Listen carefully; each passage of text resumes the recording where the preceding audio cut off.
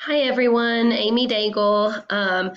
Sorry for the nasal congestion sound, but you know the joys of working in public school system. I have my first real deep cold, kind of trying to nurse that back. At any rate, I wanted to talk about the standard that I want to focus on, and it's not something that I explicitly listed on my plan.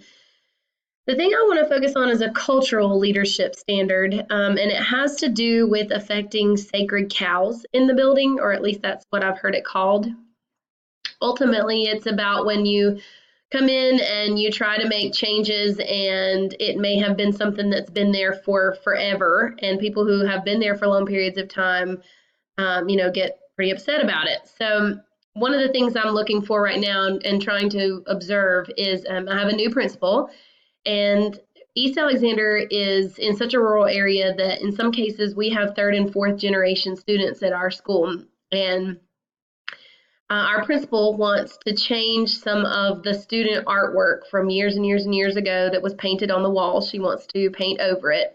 And from an outsider's perspective, I agree with her. It looks a little run down, and I think, she's trying to give the school somewhat of a facelift. And what I'm what I'm curious to see is how she goes about doing it. It's something I want to observe because, as we read in our book for the EDL 569 course, it talked about how when you want to make significant changes, and I know to most painting walls is not a significant change, but it is one of those sacred cows at East Alexander. I would kind of like to see how she plants that seed and how she kind of lets it generate around and lets people talk about it and gets feelings and ideas before she makes changes. I think that that's just not something that you read in a textbook. I think it's something you have to observe happening.